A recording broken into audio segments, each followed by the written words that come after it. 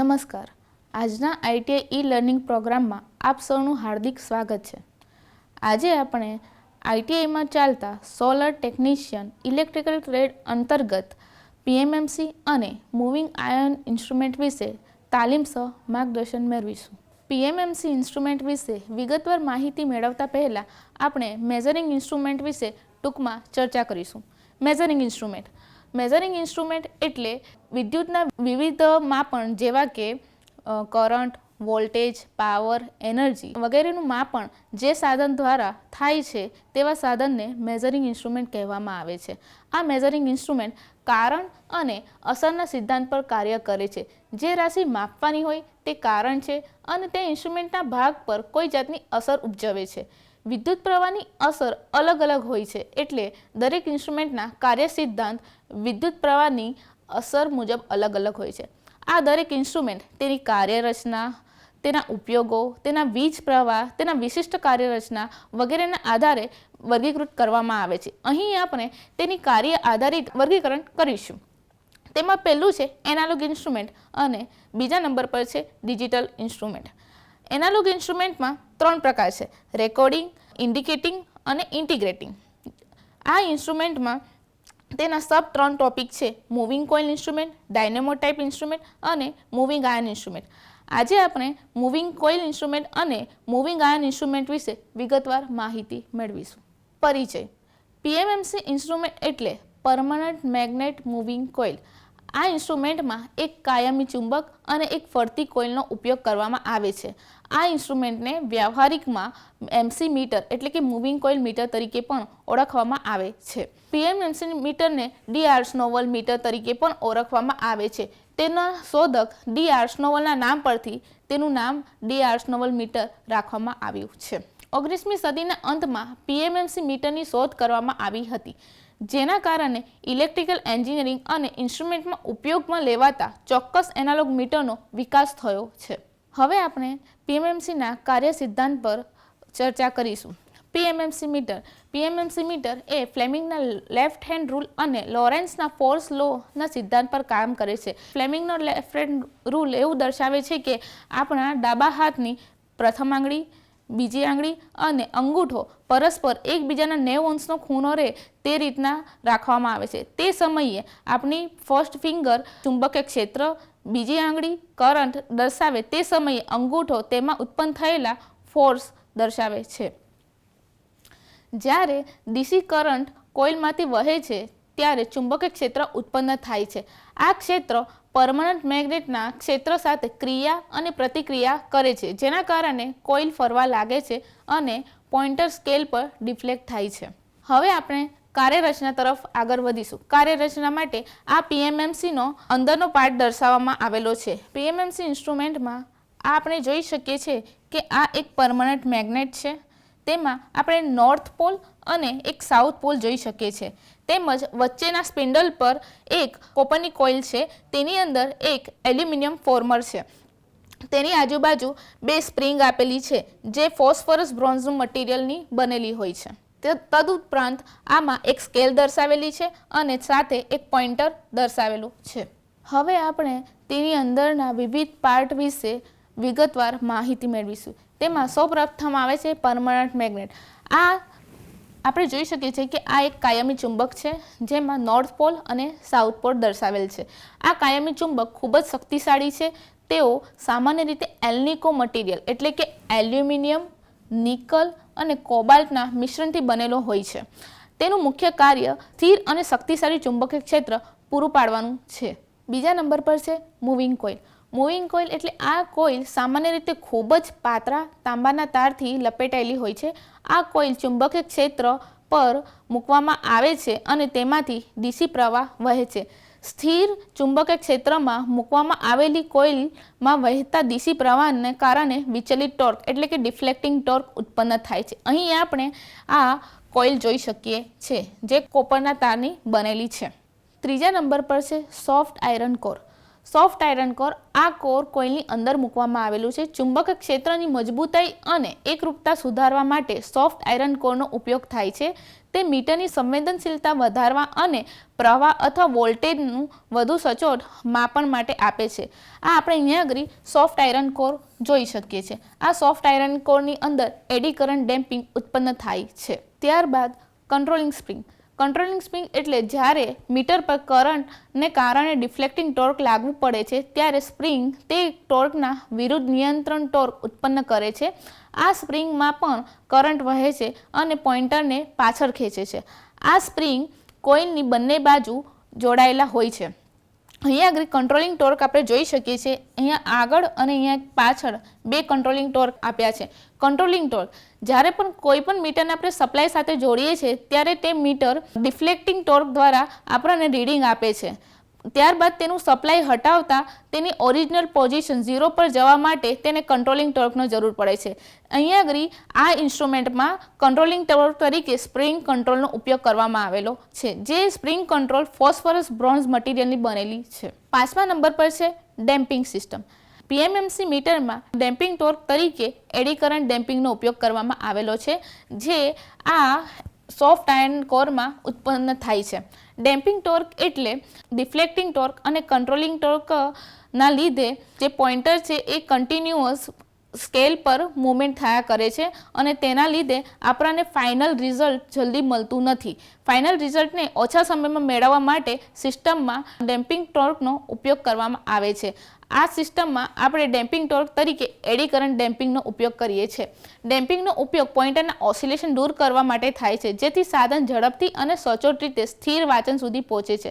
સામાન્ય રીતે પીએમએમસી મીટરમાં એડી કરંટ ડેમ્પિંગનો ઉપયોગ થાય છે.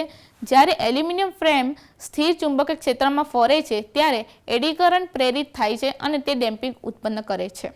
પોઇન્ટર અને સ્કેલ. મીટરમાં પોઇન્ટર મૂવિંગ કોઇલ સાથે જોડાયેલ છે. સામાન્ય રીતે એલ્યુમિનિયમ અથવા પાતળા ધાતુ જેવા હળવા વજન ધરાવતા ધાતુથી બનેલું હોય છે. પોઇન્ટર વોલ્ટેજ અથવા કરંટનું મૂલ્ય દર્શાવે છે. સારાંશ. આપણે જેટલા પણ પીએમએમસીના પાર્ટ જોયા છે તેને અહીંયા ટૂંકમાં એકવાર સમજી લઈએ. તેમાં આપણે સૌપ્રથમ જોયું કાયમી ચુંબક, જે સ્થિર ચુંબકીય ક્ષેત્ર પ્રદાન કરે છે. ત્યારબાદ ફરતી કોઇલ, જે પ્રવાહમાં વહેતી વખતે ડિફ્લેક્ટિંગ ટોર્ક ઉત્પન્ન કરે છે. સોફ્ટ આયર્ન કોર ચુંબકીય ક્ષેત્રનું કેન્દ્રીયકરણ કરે છે. નિયંત્રણ સ્પ્રિંગ એટલે કે કંટ્રોલિંગ સ્પ્રિંગ સ્કેલમાં પોઇન્ટરના ઓસિલેશનને સ્થિર કરે છે. પોઇન્ટર અને સ્કેલ વોલ્ટેજ અથવા કરંટનું મૂલ્ય દર્શાવે છે. કાર્ય. પીએમએમસી કેવી રીતના કાર્ય કરે છે તે આપણે હવે વિગતવાર સમજીશું. તમને અગાઉ જણાવ્યું તેમ પીએમએમસી મીટર ફ્લેમિંગના ડાબા હાથના નિયમ પ્રમાણે કામ કરે છે. જ્યારે કોઇલમાંથી પ્રવાહ વહે છે ત્યારે તે ચુંબકીય ક્ષેત્ર ઉત્પન્ન કરે છે.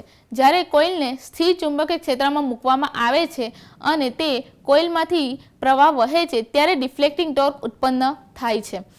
પોઇન્ટર કોઇલ સાથે જોડાયેલ છે, તેથી કોઇલમાં ઉત્પન્ન થતો ડિફ્લેક્ટિંગ ટોર્ક પોઇન્ટરને ખસેડે છે.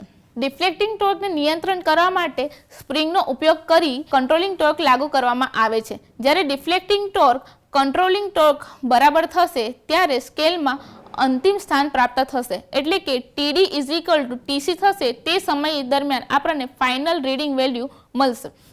સ્કેલ પર ઝડપથી અંતિમ સ્થાન મેળવવા માટે એડી કરંટનો ઉપયોગ કરી ડેમ્પિંગ ટોર્ક લાગુ કરવામાં આવે છે. હવે આપણે પીએમએમસી મીટરના ટોર્કના સૂત્ર વિશે જોઈશું. TD = BINA.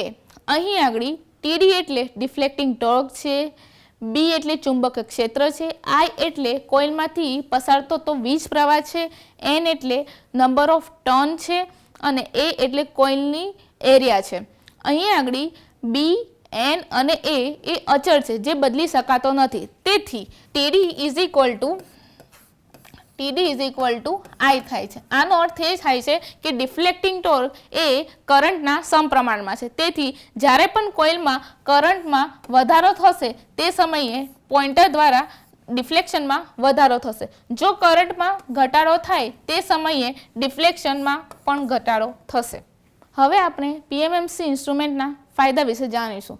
સારી ચોકસાઈ ધરાવે છે, ઉચ્ચ સંવેદનશીલતા છે, ઓછી ઉર્જાનો વપરાશ થાય છે, સરળ વાંચન છે અને ડીસી માટે શ્રેષ્ઠ છે. સારી ડેમ્પ ક્ષમતા ધરાવે છે. પીએમએમસી મીટરના ગેરફાયદા. ફક્ત તે ડીસીમાં જ વાપરી શકાય છે, તેને એસીમાં વાપરી શકાતું નથી. મૂવિંગ આયન ઇન્સ્ટ્રુમેન્ટની સરખામણીમાં તે ઘણું ખર્ચાળ હોય છે, યાંત્રિક આંચકા અને કંપન પ્રત્યે સંવેદનશીલ છે. કાયમી ચુંબકની નબળાઈ વાંચનમાં ભૂલનું કારણ બની શકે છે. તેનો ઉપયોગ તો ડીસી એમીટર અને ડીસી વોલ્ટમીટરમાં તેનો ઉપયોગ કરવામાં આવે છે.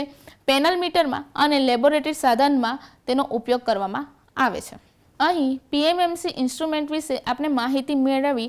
હવે આપણે મૂવિંગ આયન ઇન્સ્ટ્રુમેન્ટ વિશે વિગતવાર માહિતી મેળવીશું. મૂવિંગ આયન ઇન્સ્ટ્રુમેન્ટ આ પ્રકારના ઇન્સ્ટ્રુમેન્ટમાં પરમનન્ટ મેગ્નેટના બદલે ઇલેક્ટ્રોમેગ્નેટિક ચુંબકનો ઉપયોગ કરવામાં આવે છે. આ ઇન્સ્ટ્રુમેન્ટમાં પણ એક કોઇલ હોય છે, પરંતુ તે પીએમએમસી મીટરની જેમ ફરતી હોતી નથી. તે એક સ્થિર કોઇલ હોય છે. જ્યારે સ્થિર કોઇલની અંદર એર ગેપમાં એક આયનનો ટુકડો મૂકવામાં આવ્યો હોય છે, તે ચુંબકને આકર્ષણ અને અપાકર્ષણ થાય છે. તેથી તે ઇન્સ્ટ્રુમેન્ટને મૂવિંગ આયન ઇન્સ્ટ્રુમેન્ટ કહેવામાં આવે છે. મૂવિંગ આયન ઇન્સ્ટ્રુમેન્ટનો પરિચય. મૂવિંગ આયન સાધનનું શોધ 1884માં ટ્રેક્સલર નામના ઓસ્ટ્રેલિયન એન્જિનિયર દ્વારા કરવામાં આવી હતી. એમઆઈ સાધનનો મૂળભૂત સિદ્ધાંત જે સ્થિર ઇલેક્ટ્રોમેગ્નેટ અને ગતિશીલ લોખંડના ટુકડા વચ્ચે આકર્ષણ અને અપાકર્ષણ પર આધાર રાખે છે, તે 19મી સદીમાં સ્થાપિત થયો હતો. મૂવિંગ આયન ઇન્સ્ટ્રુમેન્ટની રચનાના આધારે તેને બે ભાગમાં વર્ગીકૃત કરવામાં આવે છે, એક આકર્ષણ ટાઈપ અને બીજું અપાકર્ષણ ટાઈપ. મૂવિંગ આયન ઇન્સ્ટ્રુમેન્ટનું કાર્ય સિદ્ધાંત. મૂવિંગ આયન ઇન્સ્ટ્રુમેન્ટ સાધન એ સિદ્ધાંત પર કાર્ય કરે છે કે નરમ લોખંડનો ટુકડો સ્થિર કોઇલ દ્વારા ઉત્પન્ન થતા ચુંબક ક્ષેત્રની અંદર ફરે છે. લોખંડના ટુકડા પર કાર્ય કરતું બળ કોઇલમાંથી વહેતા વીજ પ્રવાહના વર્ગના પ્રમાણસરમાં હોય છે, જે સાધનોને એસી અને ડીસી એમ બંનેમાં માપવા માટે યોગ્ય બનાવે છે. સૌપ્રથમ જોઈશું મૂવિંગ આયન ઇન્સ્ટ્રુમેન્ટમાં આકર્ષણ પ્રકારનું મૂવિંગ આયન ઇન્સ્ટ્રુમેન્ટ. જ્યારે કરંટ કોઇલમાંથી પસાર થાય છે ત્યારે એક ચુંબકીય ક્ષેત્ર ઉત્પન્ન કરે છે. આ ક્ષેત્રની અંદર રાખવામાં આવેલું સોફ્ટ આયન ચુંબકીય બને છે અને કોઇલ અંદર ખેંચાય છે. આ ખસકતી હરકત પોઇન્ટર મારફતે સ્કેલ પર કરંટ અથવા વોલ્ટેજ દર્શાવે છે. હવે આપણે મૂવિંગ આયન ઇન્સ્ટ્રુમેન્ટની કાર્યરચના વિશે જોઈશું. તેમાં આપણે જોઈ શકીએ છીએ કે અહીંયા કોઇલ વાઇન્ડિંગ આપી છે, એક મૂવિંગ આયરન છે, તેની સાથે એક કંટ્રોલિંગ વેઇટ આપેલો છે W1 અને બેલેન્સ વેઇટ આપ્યો છે W2, તેમજ પોઇન્ટર, સ્કેલ અને ડેમ્પિંગ માટે એર ડેમ્પિંગનો ઉપયોગ અહીંયા આગળ કરવામાં આવેલો છે. હવે આપણે તેના દરેક પાર્ટ વિશે વિગતવાર ચર્ચા કરીશું. તેમાં સૌપ્રથમ ફિક્સ્ડ કોઇલ. ફિક્સ્ડ કોઇલ એટલે કે સ્થિર કોઇલ ઇન્સ્યુલેટેડ કોપર વાયરથી બનેલી સ્થિર કોઇલ ચુંબકીય ક્ષેત્ર ઉત્પન્ન કરે છે, જે ગતિશીલ લોખંડના ટુકડા સાથે આકર્ષણ અને અપાકર્ષણ થાય છે. ત્યારબાદ છે movable iron piece. Movable iron piece એક નરમ લોખંડનો ટુકડો છે જે ચુંબકીય ક્ષેત્રના સંપર્કમાં આવે છે ત્યારે ફરે છે. તેની ગતિ કોઇલમાંથી વહેતા વીજ પ્રવાહના પ્રમાણસર હોય છે. મૂવિંગ આયરન સાધનોમાં વપરાતો સોફ્ટ લોખંડનો ટુકડો સામાન્ય રીતે ઉચ્ચ અભેદ્યતા આયરન એલોય તથા એનિલ કરેલા સોફ્ટ આયરનમાંથી બનાવેલો હોય છે. Controlling torque. તે રીડિંગને સ્થિર કરવા માટે નિયંત્રિત ટોર્ક પ્રદાન કરે છે.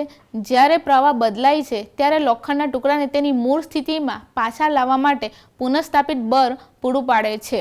આપણે અગાઉ જોયું તેમ પીએમએમસી ઇન્સ્ટ્રુમેન્ટમાં કંટ્રોલિંગ ટોર્ક તરીકે સ્પ્રિંગ કંટ્રોલનો ઉપયોગ કરવામાં આવતો હતો. તેવી જ રીતે અહીંયા મૂવિંગ આયન ઇન્સ્ટ્રુમેન્ટમાં કંટ્રોલિંગ ટોર્ક તરીકે ગ્રેવિટી કંટ્રોલનો ઉપયોગ કરવામાં આવે છે. પોઇન્ટરને તેની મૂળ સ્થિતિમાં પુનઃસ્થાપિત કરવા માટે ઉપયોગી છે. ત્યારબાદ જોઈશું ડેમ્પિંગ સિસ્ટમ. સામાન્ય રીતે ડેમ્પિંગના ઉપયોગ અતિશય ઓસિલેશનને રોકવા માટે થાય છે. મૂવિંગ આયન ઇન્સ્ટ્રુમેન્ટમાં સામાન્ય રીતે હવાના ઘર્ષણ એટલે કે એર ફ્રિક્શન ડેમ્પિંગનો ઉપયોગ કરીને ડેમ્પિંગ પ્રાપ્ત કરવામાં આવે છે. આ પદ્ધતિમાં મૂવિંગ સિસ્ટમ સાથે જોડાયેલા હળવા એલ્યુમિનિયમ વેનનો સમાવેશ થાય છે, જે એર ચેમ્બરની અંદર ફરે છે. જેમ જેમ વેન ફરે તેમ તેમ તે હવામાંથી પ્રતિ